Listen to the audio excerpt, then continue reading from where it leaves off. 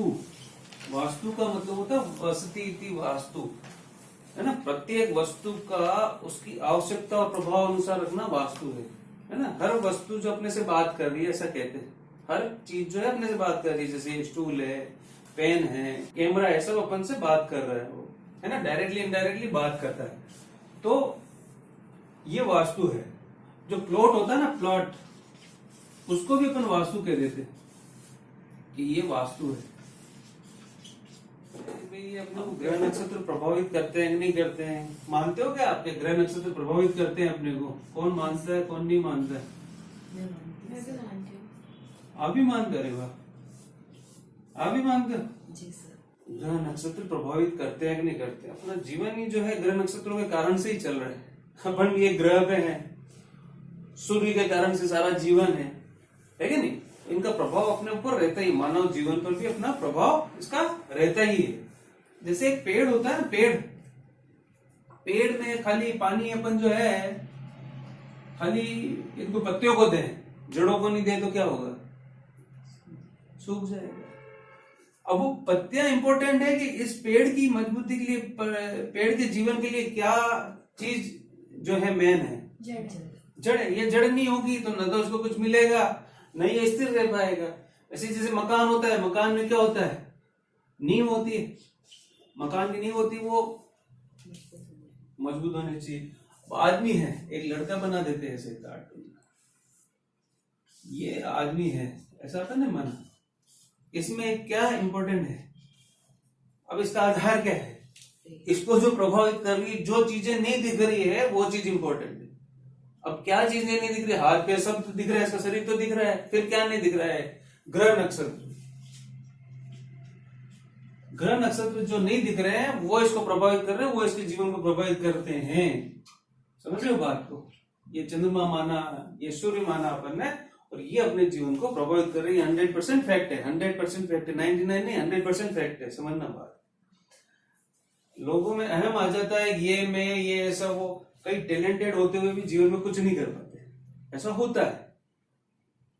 उसके पीछे कारण क्या है? ग्रह नक्षत्र। उसकी बुद्धि ऐसे समय में भ्रष्ट हो जाएगी कि वो चाह के भी पैसा नहीं कमा पाएगा या सम्मान नहीं पा पाएगा और जीवन उसका नर्क हो जाएगा। ग्रह नक्षत्र उसको प्रभावित करते हैं, है ना। सूर्य और चंद्रमा की गुरुत्वाकर्षण से क्या आता है? ज्वार भाटा जानते हैं? समुद्र का पानी ऊपर आ जाता है, ज्वार भाटा किससे आता है? सूर्य चंद्रमा की गुरुत्वाकर्षण शक्ति से। अपने शरीर में कितना % पानी है? 70 to 75%। ऐसा कहते हैं। इस शरीर को जब जला देंगे, जब इसमें से आत्मा निकल जाएगी, शरीर को जलाएंगे, क्या बचेगा? वही पत्थर तत्व बचेगा ना, बाकी क्या था? पानी था जो खत्म हो गया। 70 to 75% पानी है। तो ये जो पानी है ना, ये जब समुद्र का पानी ज्वार भाटा, ये सूर्य चंद्रमा की गुरुत्वाकर्षण शक्ति से प्रभावित हो रहा है, तो अपना शरीर प्रभावित होगा कि नहीं होगा? ये सोचने का विषय है। 100% होगा। ऐसा कहते हैं कि पागल खानों में, या पागल जो व्यक्ति होते हैं उसमें दौरे सबसे ज्यादा कब आते हैं, या आदमी सबसे ज्यादा भावुक कब होता है, या अपनी फुल फॉर्म में कब होता है, यानी अंदर जो उसमें दबा हुआ ना वो कब बाहर निकलता है? ये ज्वार भाटा वाली जो स्थिति होती है वही। यानी जैसे मान लो पूर्णिमा है, पूर्णिमा और ऐसी कुछ तिथियां होती है, अमावस्या वगैरह, इनमें जो होता है इस तरह की भावनाएं ज्यादा होती है। आदमी भावुक ज्यादा हो जाता है, मन में जो चीजें होती है वो निकलती, पागल होगा उसमें पागलपन ज्यादा आएगा। यानी ग्रह नक्षत्र इतना अपने को प्रभावित करता है, अपने पे भी प्रभाव डालता है। मतलब अपना टैलेंट निकलेगा बाहर। कभी कभी होता है ना अपने को एकदम कुछ हो रहा है, वो किसके कारण से हो रहा है? इनके कारण से हो रहा है। अपने विचारों अनुसार ही अपन अपने जीवन में सब कुछ पाते हैं। जो आप जीवन में पा रहे हो किस कारण से पाते हो, कैसे पाते हो? अपने विचारों के कारण। अपन जो एक्सप्लेन कर पाएंगे उसके कारण से, वही चीज तो जीवन है। और वो चीजें ग्रह नक्षत्रों से प्रभावित हो रही। तो वास्तु यही चीज है, वसति इति वास्तु। अब जो व्यक्ति संदेश लेता है वो कैसे लेता है? 5 इंद्रियों से लेता है। 5 इंद्रियां कौन कौन सी है? नाक, आंख, कान, त्वचा, जीभ, इनसे लेता है ना संदेश। उसी से संदेश लेता है और उसी से काम होता है। उसमें सबसे जो है ना, आईज जो है ना, उससे संदेश जाता है 85%। आंखों से संदेश कितना परसेंट जाता है? 85% ऐसा मानते हैं। अब आंखों से संदेश में हम क्या क्या देखेंगे? आंखों से हम क्या क्या देखेंगे? अगर मकान का वास्तु की बात करें तो क्या क्या देखेंगे? एक तो चीज होगा कलर, दूसरा चीज क्या होगा? शेप्स। दो चीजें समझो, कलर और शेप्स। अपने को कलर भी प्रभावित करता है। अगर कोई व्यक्ति लाल रंग को ज्यादा देखेगा ना, क्या होगा मालूम? गुस्सा ज्यादा आएगा, बीपी हाई हो जाएगा। किसी की बीपी हाई है, वो लाल कलर ही यूज कर रहा है, ज्यादा बीपी और हाई होगा, लो होगा ही नहीं। ये गारंटेड बात है। उनको कूल करने का तरीका है ब्लू। उसका अपोजिट कलर क्या है? ब्लू। जल तत्व, शेप्स।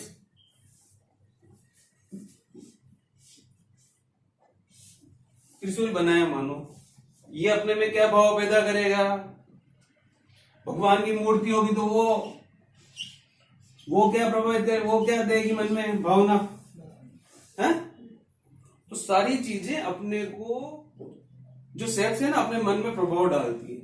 इसलिए कहते हैं घर में ये तलवारें, बंदूकें, ये चीजें नहीं रखनी चाहिए। आप क्षत्रिय हो और आपके घर में ऐसा ही चलता है तो रखो, बाकी मत रखो। तो अपने घर में क्या चीजें होनी चाहिए? ऐसी चीजें होनी चाहिए जो अपने को अच्छा भाव दे, अच्छी भावनाएं देवे। अननेसेसरी चीजें नहीं रखनी चाहिए। घर में बहुत सारा कबाड़ रखने की आदत होती है किसी की, ये भी मेरे काम आएगा, वो भी मेरे काम आएगा, वो चीजें नहीं रखनी चाहिए। अननेसेसरी चीजें नहीं रखनी चाहिए और काम की चीजें रखनी चाहिए। और वो चीजें अपने को संदेश दे रही, ये बात हमें ध्यान में होनी चाहिए। वास्तु कितने साल पुराना है? कितने साल पुराना? हजारों साल पुराना, बहुत प्राचीन है। तो पहले ज्ञान कैसे ट्रांसफर होता था? ज्ञान कैसे ट्रांसफर होता था? आदमी से आदमी, ऐसे ही चला जाता था संदेश। एक से दूसरे को खाली बोलते थे और वाणी से याद होता था। फिर वाणी से जाता गया, फिर आदमी में अशुद्धता आ गई तो थोड़ा थोड़ा क्या हुआ? वो वाणी से थोड़ा थोड़ा कम होता गया, ज्ञान खुद का मिक्स करने लगे, ऐसा होता था। फिर किताबों पे आया, ऐसा हुआ, है ना? तो अब वो शास्त्रों में जाते हैं। इसके बहुत सारे शास्त्र, अभी 2-4 नाम बताऊंगा मैं जो मुख्य हैं, जो आपको ध्यान में होना चाहिए। सबसे पहले एक है अपराजित प्रच। अपराजित प्रच,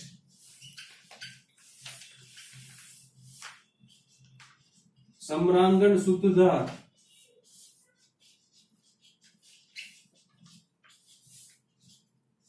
विश्वकर्मा प्रकाश,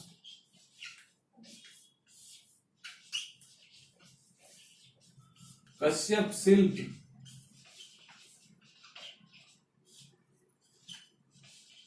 शिल्प प्रकाश, शिल्प रत्नाकर, मत्स्य पुराण,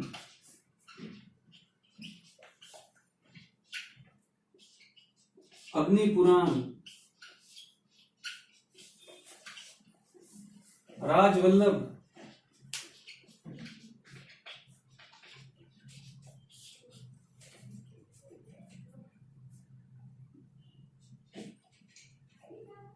मनुष्यालय चंद्रिका,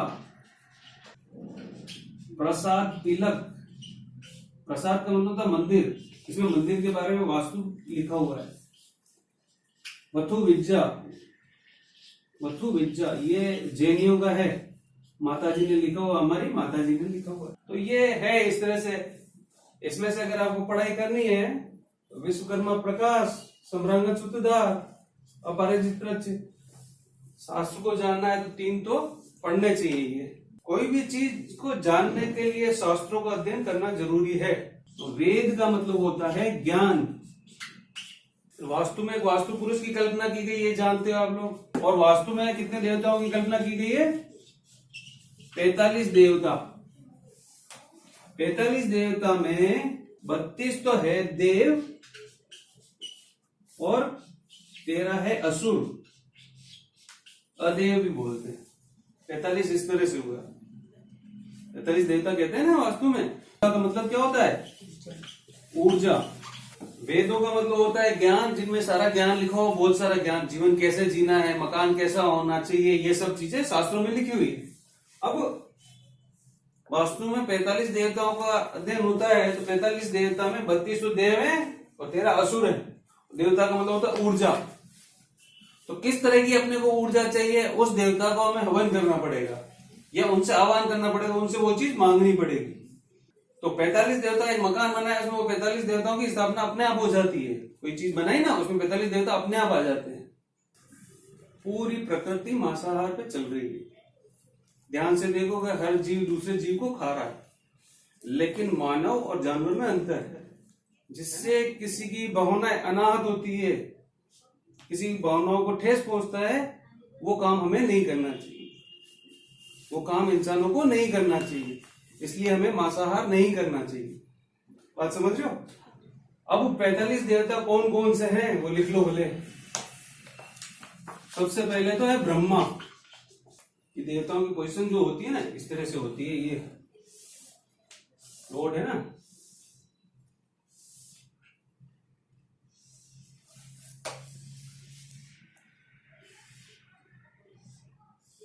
ये 3 स्टेप बनती है। तो ये ब्रह्मा वाला स्थान है ना। तो लोग क्या सोचते हैं कि एनर्जी बाहर से आ रही है। एनर्जी 2 तरह से चलती है। एनर्जी 2 तरह से चलती है, थोड़ा सा समझ लो पहले। एक तो एनर्जी क्या करेगी, अंदर से बाहर की ओर जा रही है। फर्स्ट चीज, अंदर से एनर्जी जो है अंदर से उत्पन्न हो रही है, बाहर की तरफ निकल रही है। एक चीज। दूसरी चीज, ये जो नॉर्थ ईस्ट दिशाएं जानते हो, नॉर्थ ईस्ट से भी ब्रह्मांडिक ऊर्जा आ रही है। नॉर्थ ईस्ट से भी ब्रह्मांडिक ऊर्जा आ रही है, जो हमारे जीवन को प्रभावित करती है, हमारे को स्वास्थ्य देती है, समृद्धि देती है। नॉर्थ ईस्ट से एनर्जी आती है। वो ये नॉर्थ ईस्ट से जो एनर्जी आती है, ब्रह्मांडीय ऊर्जा उसको बोलते हैं। ये घर में ज्यादा से ज्यादा रुकनी चाहिए। तो उसको रोकने का तरीका क्या है भाई? चढ़ाई ऐसे कर दी, अगर ये यहाँ पे ऊंचाई कर देंगे, मानो इधर ऊंचाई कर दी है, तो क्या होगा, वो एनर्जी क्या होगी, धीरे धीरे धीरे आएगी। यहाँ पे क्या होगी, हर चीज में उसको रोक कोई नहीं सकता, खाली उसकी गति कम हो जाएगी। इधर से आई, हल्की है, जल्दी से आ गई अंदर, जगह हल्की है, माना है ना, कंस्ट्रक्शन कम है।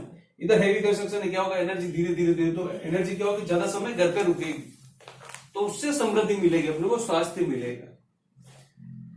एक चीज। दूसरी चीज जो है ब्रह्मांडीय ऊर्जा। फर्स्ट तो ये हो गया। और सेकंड जो है, घर में ज्यादा से ज्यादा सूर्य की रोशनी आनी चाहिए। इससे भी कई सारे दोष दूर आ जाते हैं। सूर्य की रोशनी कौन सी रहनी चाहिए ज्यादा से ज्यादा? मॉर्निंग वाली, है ना। अल्फा बीटा गामा रेस सूर्य की किरणों से अलग अलग निकलता है, अलग अलग टाइम में पढ़ा होगा। सवेरे की जो एनर्जी होती है, सवेरे की जो सूर्य की ऊर्जाएं होती है, तो किरणों में क्या होती, क्षमता होती है कीटाणुओं को मारने की। ये साइंस में आपने शायद पढ़ा होगा, पढ़ा। तो इसीलिए इधर की तरफ खिड़की दरवाजे होंगे तो क्या होगा, इधर इधर होंगे तो क्या हो जाएगा, सवेरे के समय सूर्य की रोशनी ज्यादा आएगी तो कीटाणु खत्म हो जाएंगे, घर में बीमारी कम रहेगी। जिस घर में सूर्य की रोशनी कम आती है उसमें लोग ज्यादा बीमार रहते हैं, देख लेना। डॉक्टर भी कुछ नहीं कर पाएगा, डॉक्टर तो उस चीज की दवा दे देगा, उस बीमारी को रोकने के लिए चीजें रोक देगा उसको, लेकिन वो फिर क्या होगा, फिर अंदर से विस्फोट होगा वापस, फिर उसका साइड इफेक्ट आएगा, दूसरी बीमारियां हो जाएगी, है ना। तो इसलिए अगर कहीं किसी के घर में बीमारी ज्यादा रहती है तो उसको बता सकते हैं सूर्य की रोशनी ज्यादा से ज्यादा है, उसके लिए कुछ उपाय करें, है ना।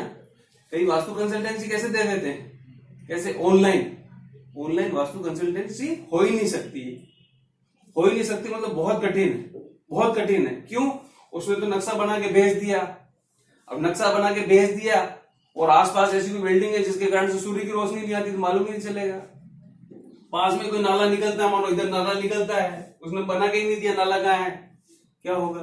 रोड किधर से क्या जा रही है, समझो रोड ऐसे जाके स्ट्राइक कर रही है, उसको नुकसान करेगी, समझ रहे ना। तो कई चीजें फिर वो कंसल्टेंसी में आती ही नहीं। आसपास कोई शमशान है, उसने बताया नहीं, इधर कोई शमशान था, बताया ही नहीं उसने, समझ रहे बात को। तो वो चीजें इसलिए ऑनलाइन कंसल्टेंसी में थोड़ा सा दिक्कत आता है। आसपास का एरिया उसने बताया नहीं है, यहाँ ऐसे लोग रहते हैं, ये बेचारा जैन या ब्राह्मण इधर ऐसे रहते हैं जो दूसरी जाति के हैं, जिनमें खाना पीना ज्यादा होता है, और जो लोग मतलब लड़ाई झगड़े में भी थोड़े ज्यादा होते हैं, इन्वॉल्व होते हैं, उस तरह के निम्न स्तर के लोग रहते हैं, उसने बताया नहीं, तो क्या होगा।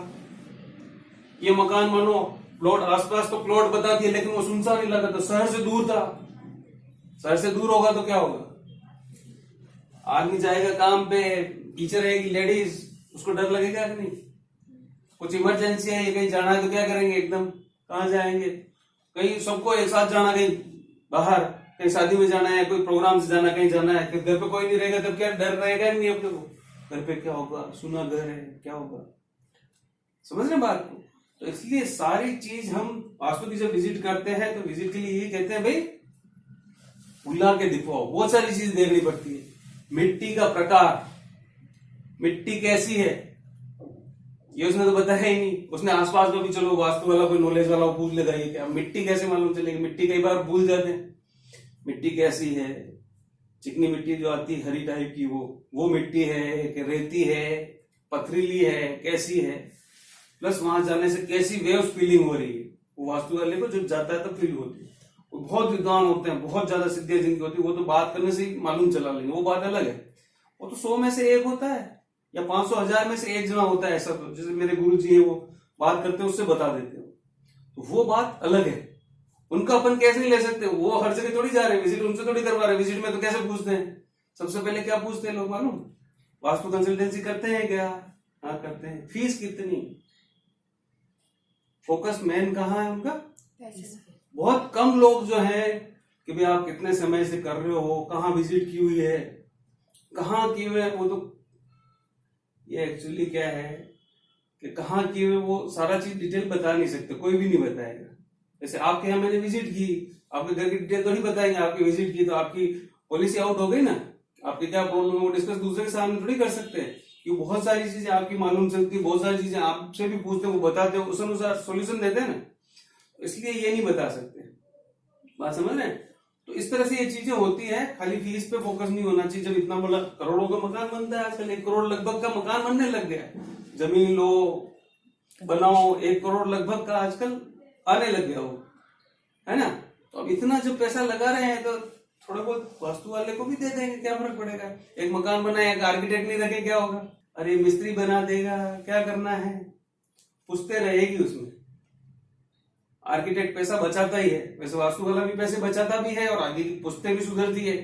तो वास्तु दोष ऐसे रह गए, मालूम ही नहीं चलता, फिर गए और बीमार उस घर में बीमार रह रहे हैं। क्या कारण है भाई? या जो धन दौलत थी वो कम होने लग गई, या पुत्र पर विपदा आ गई। समझ रहे हैं? मानसिक स्थितियां खराब हो गई। ऐसे वास्तु के कारण से बहुत सारी चीजें होती है। छोटे से सामान में ही ले आप, छोटा सा कोई ऐसा सामान लिया, कोई गलत बार में कोई ऐसी चीज ले ली, कोई अलग चीज ले ली, जैसे लोहे की चीज है या ऐसी कोई इस बार को नहीं लेनी चाहिए, ले ली उसने, दिक्कतें आना शुरू हो जाती है। ऐसा सुना होगा या देखा होगा आपने भी कभी। तो वहां त्योहार मुहूर्त देख के ही काम करना चाहिए और वास्तु वाले से सलाह लेकर ही काम करना चाहिए। जब इतना बड़ा मकान बना रहे हैं, इसमें कुछ भी नहीं, कॉस्टिंग कोई ज्यादा विशेष फर्क आने वाला नहीं है। ये चीजें ध्यान रखनी चाहिए। तो अपन वास्तु की देवता देख रहे थे, ब्रह्मा, पृथ्वीधर, विवस्ना, मित्र, एक और देवता है वहां लिखेंगे भी, आप वत्स, सविता, सवित्री,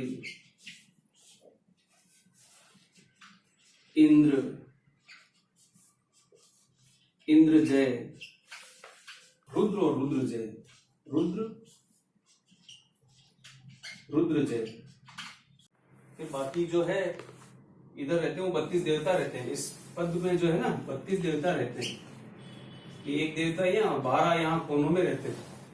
आर्यमा, विवस्ना और फिर ये मित्र, फिर आप से ये 13 देवता अंदर रहेंगे। फिर 32 देवता जो बाहर रहेंगे, यहां से 9, 1 2 3 4 5 6 7 8 और 9।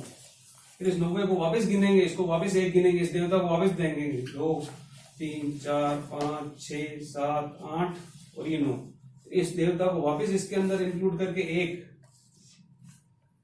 फिर 2 3 4 5 6 7 8 और ये 9 और ये फर्स्ट वापस मिला देंगे। और ये 1 और 9 वापस मिल जाएंगे, 2 3 4 5 6 7 8 और 9 डिवाइड करते थे पूरा 9 9 में, है ना। 9 लाइनें ऐसे खींच दी, टोटल 10 लाइनें हो गई, 9 में भाग में डिवाइड हो जाएगा। इधर कर देंगे हॉरिजॉन्टल वर्टिकल तो वो आ जाता है। अब इधर से जो देवता है इधर से शुरू होंगे ना, ये ब्रह्मा बीच में थे, फिर यहाँ ब्रह्मा बीच में थे, फिर पृथ्वीधर, फिर आर्यमा, फिर विवस्ना, फिर मित्र, फिर आपवत्स, सविता सावित्र, इंद्र इंद्रजय, रुद्र और रुद्रजय।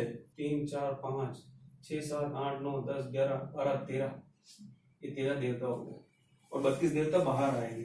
32 देवता जो बाहर आएंगे वो लिखते हैं, ये ध्यान में होने चाहिए। नाम वस्तु का हम काम कर रहे हैं तो इतना ध्यान में होना ही चाहिए। वापस एक लिख रहा हूं इधर से, तिथि या ईश, पर्जन्य, जयंत, महेंद्र, सूर्य, सत्य, बृहस, आकाश और अग्नि। आकाश और अग्नि ये तो हो गए 9 देवता। वापिस इधर 9 गिनेंगे, ये तो हो गया 9वां अग्नि फर्स्ट, ये वाला फर्स्ट इधर अग्नि, फिर पूषा, विथत,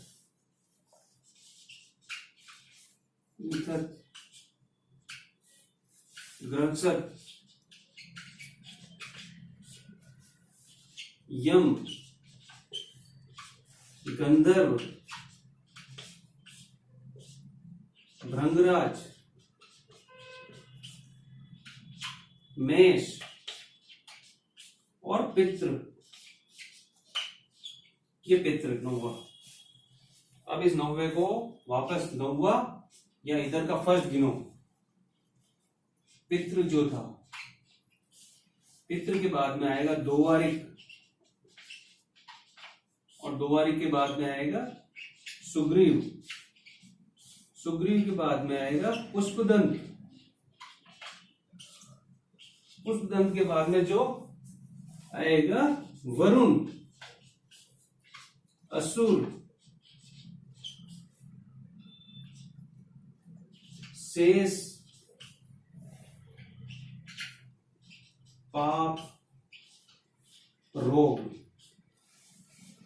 अगर ईस्ट की बात करें तो ईस्ट में मेन हो गया बीच में सूर्य। साउथ की बात करें तो इधर हो गया यम। वेस्ट की बात करें तो हो गया वरुण, रोग। अब उधर नॉर्थ की बात करते हैं, 9वां जिसको फर्स्ट वापस गिनेंगे, रोग, नाग, मुख्य, और चौथा जो आएगा बल्लाट,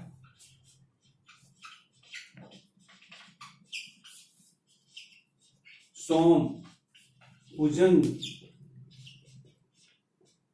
भुजंग, अदिति और दीति। भुजंग, अदिति, दीति। और 9वां वापस ये हो गया। 9वां जो इसका फर्स्ट है और सीखी वाला वापस आ गया। ये इस तरह से याद करने का भी तरीका यही है। सोम का नॉर्थ का बीच का देवता कौन सा हो गया? नॉर्थ का देवता हो गया सोम। 5वां नंबर जो है ईस्ट का मुख्य देवता कौन सा हो गया? सूर्य। साउथ का कौन सा हो गया? यम। वेस्ट का कौन सा हो गया? वरुण। वरुण यानी समुद्र। और नॉर्थ का क्या हो गया? सोम। सोम का मतलब होता है कुबेर।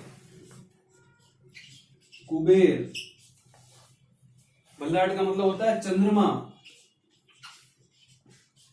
मुख्य विश्वकर्मा। मुख्य जो है विश्वकर्मा। भुजंग देवता है आयुर्वेद के देवता। अदिति का मतलब लिख लो लक्ष्मी, और दीति, दीति का मतलब लिख लो अर्धनारीश्वर। शिव पार्वती का फोटो देखा होगा, एक ही फोटो में दो, वो है दीति। मतलब जहां सब कुछ शून्य हो जाता है ना, स्त्री और पुरुष मिल गए, आधा आधा शरीर हो गया, वो वाली स्थिति, ध्यान वाली स्थिति।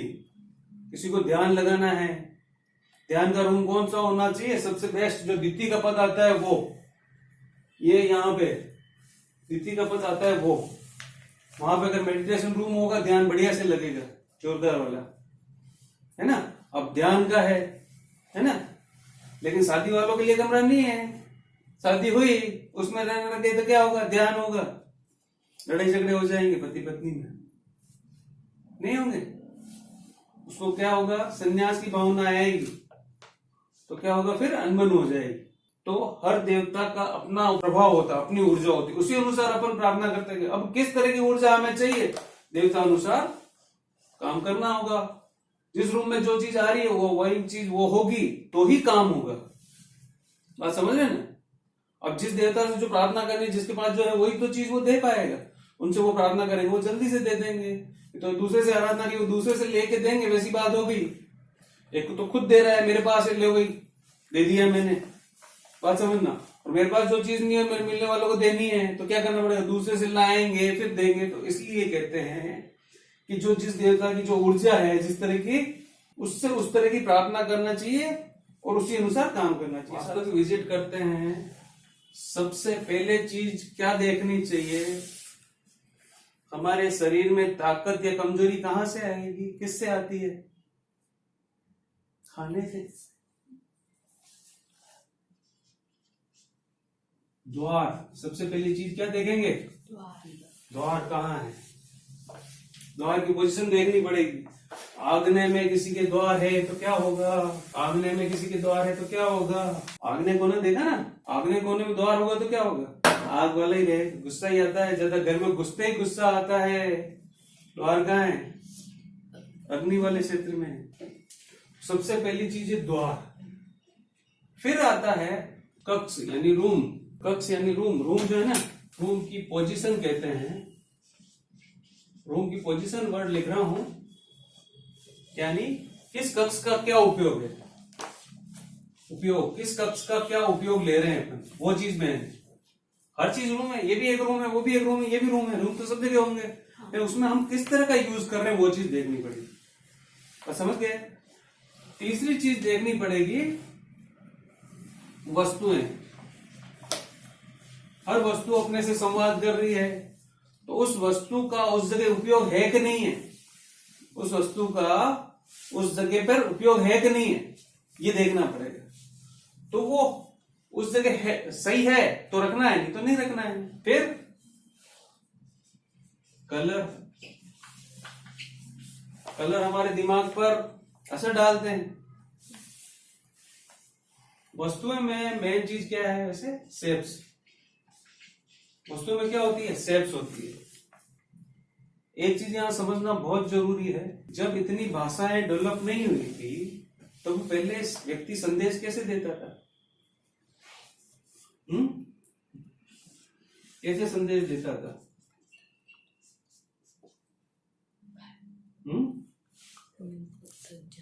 ऐसे बना दिया, भाई शिकार करने गए हैं, ऐसा कुछ कभी पढ़ा होगा शायद हिस्ट्री में, या किसी में पढ़ा होगा, छोटी क्लासों में था ऐसे। हमारे पूर्वज संदेश ऐसे देकर जाते थे। तो सदियों से जब मानव सभ्यता डेवलप हो रही थी, उस समय से हम लोग किस चीज को समझते हैं? शेप्स को। शेप्स 100% हमें संदेश देता है। 100% फैक्ट है, संदेश देगा ही देगा, कुछ ना कुछ दे रहा है। भले आप जानो या मत जानो, अनजाने में भी वो हमको संदेश देगा ही देगा। इसलिए घर पे ऐसी चीजें नहीं रखनी जो नहीं होनी चाहिए। तलवारें वगैरह रखोगे, ऐसी चीजें रखोगे, वही नाम बार बार लेता हूं मैं, तो वो चीजें नहीं होनी चाहिए। शेप्स बहुत इंपॉर्टेंट है, इसलिए अननेसेसरी चीजें घर पे रखो ही मत। और कलर का तो अपन ने समझ ही लिया। कलर की प्रकृति जानते हो? Red, blue, white. घर में आलसी बहुत है, वो लेजी बॉय ज्यादा है, हैं? सुस्त रहते हैं। क्या करें? रेड कलर थोड़ा बहुत यूज कर लो। रेड की पट्टी है, रेड का पर्दा है, बहुत ज्यादा रेड नहीं दे देना, नहीं तो एनर्जी ज्यादा आ जाएगी वो गुस्से में। और वो एनर्जी यूज भी होनी चाहिए, मतलब एनर्जी आ गई तो यूज होनी चाहिए। अगर यूज नहीं आई, वो काम में नहीं ली, तो क्या होगा? वो गुस्से में निकलेगी। बात समझ रहे हो? इसमें एक और चीज समझना है, खाना, फूड। द्वार की बात कर रहे हैं ना, अपना द्वार कौन सा है? मुख। अपन ने फूड खाया, जैसा खाएंगे अन्न वैसा होएगा मन। ये तो सुनी हुई दावत की लाइन, सुनी है ऐसा है? गुस्सा ज्यादा आता है जैसे आपको, ऐसा माना। मिर्ची का ज्यादा शौक है, उसको गुस्सा आएगा। आप आंख बंद करके कह सकते हो आपको मिर्ची पसंद है? हाँ पसंद है। तो क्या होगा? गुस्सा ज्यादा आएगा। मिर्ची वालों को गुस्सा आएगा ही आएगा, 100% फैक्ट है। क्या पसंद है आपको? क्या पसंद है? मिर्च, तीखा खाना ज्यादा। हाँ तीखा पसंद, तो गुस्सा आएगा। आता है गुस्सा कभी कभी? किसी पे भी आएगा, कहीं तो आएगा। मिर्ची ज्यादा खाओगे गुस्सा आएगा ही आएगा। वैसे डॉक्टर के पास दवा है नहीं, और हमारे गुरुजी के पास सारी दवाएं हैं, वो बता देंगे आपको क्या करना है। मिर्च छोड़ दो। गुस्सा नहीं लाना है तो क्या करना? मिर्च छोड़ दो या कम कर दो, क्योंकि आपको एनर्जी की भी जरूरत है। क्यों एनर्जी की जरूरत है? काम करते हो इतना, घर का काम करना, बाहर का करना, वो एनर्जी यूज भी हो रही ना। थोड़ा कम करना है, थोड़ा कम करना है। व्यापारी है, व्यापारी, खट्टा भी खाना चाहिए। खट्टा में क्या है? अचार है, और क्या आता है? छाछ है, दही है, ये खाना चाहिए व्यापारी। व्यापारी का गुण आएगा, सुन डेवलप होगा, बनिया बुद्धि डेवलप होने लगेगी, खट्टास खाने लगेंगे। क्या पसंद है आपको? मीठा। मीठा। मीठा खाने वाले, मीठा वैसे व्यवहार आता है, वैसे ही आएगा। बहुत ज्यादा जैसे मिर्ची वालों को जिस तरह का गुस्सा आता है ना, मीठे वालों को नहीं आएगा। इफेक्ट है। जो पढ़ाने वाला है, जैसे मेरे को क्या खाना चाहिए? मीठा भी खाना चाहिए, है ना? मीठा पसंद होना चाहिए। नहीं है तो क्या करते, फिर उसमें क्या करते मालूम? खाना जब खा लिया उसके बाद थोड़ा सा गुड़ खा लेना, है ना? हमारे तो गुरुजी ने सबको कह रखा है, खाना खा के थोड़ा थोड़ा गुड़ खाओगे, खाओ थोड़ा सा गुड़ खा लेना लास्ट में, तो भी वो असर करेगा। लास्ट में मीठा खा लिया करो आपने। मीठा जो खा रहे हो, खा ही रहे हो, एनर्जी काम आ गई है आके, और थोड़ा सा मीठा बन चाहिए, वो क्या करना? थोड़ा सा लास्ट में इतना सा गुड़ रखो, कुछ नहीं बिगड़ता। किसी को कोई बीमारी हो तो अलग बात है, अपन हंस पूछते बढ़िया हो, तो आप क्या करो? थोड़ा सा गुड़ खा लो, है ना? और आपको अगर थकान ज्यादा होती, थोड़ी सी क्या करोगे? मिर्ची खाओगे, मिर्च मसाला कुछ खाना पड़ेगा। ऐसे ऐसे कर सकते हैं, पर खाने पीने से भी अपने व्यवहार को सुधार सकते हैं। ये वास्तु है। वास्तु में खाली ये नहीं कि अंग में कोण में कुछ डिस्टर्ब है इसीलिए गुस्सा आ रहा है, ये भी कारण हो सकता है। फूड भी कारण हो सकता है। वास्तु वालों को इतना चीजें ध्यान में रखनी पड़ेगी, तब कंसल्टेंसी दे सकते हैं और देनी चाहिए। तो व्यक्ति संदेश समझता है सिंबल से, तो सिंबल्स कितने इंपॉर्टेंट है, समझ गए ना? हर चीज सिंबल है। ये जो रूम है, इसकी शेप भी हमारे दिमाग समझता है, उस शेप को पढ़ेगा अपने आप, उसका क्या संदेश है वो उस अनुसार होगा। अब शेप्स में ये शेप है ना, ये अग्नि की है, अग्नि, और ये जो है पृथ्वी तत्व को बढ़ाती है, पृथ्वी। और ये जो है जल तत्व, जल तत्व, ऐसे शेप्स कर्व जल तत्व को बढ़ाती है, ठंडा रखेगी। अभी मेरे एक क्लाइंट थे, वो सोते थे, कहां पे सोते थे? वेस्ट में। वेस्ट में उनका रूम था, क्योंकि आपको सर्दी ज्यादा रहती होगी। और हाँ, मेरे नजला हो जाता, नजला ज्यादा जुकाम हो जाना, नजला होता है ना, वैसे होता रहता है। कारण क्या? वेस्ट में सोते हैं। यहाँ पे कौन सा देवता है? वरुण, जल देवता। जल में रहेंगे तो जुकाम होगा ही होगा। बात समझ रहे ना? देखते ही कुछ चीजें, कहाँ बैठते हैं, कहाँ ज्यादा सीटिंग रहती है, कौन सा बेडरूम है उनका, उससे उनकी प्रकृति बहुत कुछ बयान कर दोगे। खाने पीने का भी पूछो, खाने पीने का क्या शौकीन है, क्या खाना पसंद है, मिर्ची पसंद है, गुस्सा आता है, तो वो चीजें खाने पीने के आधार पर भी आप बहुत कुछ प्रिडिक्ट कर सकते हो। फिर उपाय वैसे ही करने हैं, हर चीज उसमें ही नहीं घुसा देनी। वास्तु में ये वास्तु, ये भी वास्तु है, व्यक्ति वास्तु, बात समझ रहे ना। व्यक्ति को चेंज करना ना, उसको रिजल्ट चाहिए, सेफ से। घर में चीजें ऐसी रख रखी है, तिकोनी चीजें होती है, तीखी तलवार जैसी, तीखी ऐसे नोक वाली, कांटेदार कांटेदार कांटेदार, वो भी चिड़चिड़ापन लाती है। तीखा कलर होता है, तीखा कलर रिफ्लेक्ट करता है, जो पेंट करा देते लोग घर में, चिड़चिड़ापन रहेगा। वैसे पेंट नहीं हो, है ना। अब पूछा, फोन पे बता रहा है कि कौन सा कलर है, ब्लू कलर है, लेकिन ब्लू उसने कौन सा बताया नहीं। ब्लू पेंट करा रखा है, ब्लू पेंट करा रखता है तो क्या होगा, रिफ्लेक्शन उसकी आई को चुभेगा और उसमें चिड़चिड़ापन आएगा। ये चीज है। एक और चीज लिख लो, पौधे जो होते हैं घर में कांटेदार नहीं होने चाहिए, और जिनमें दूध निकलता है, दूध वाले, ये पौधे नहीं होने चाहिए। दूध समझ गए ना, कैक्टस वगैरह है, गुलाब वगैरह नहीं रखना है। रखना है तो सबसे बढ़िया क्या है घर में रखने के लिए, तुलसी का पौधा।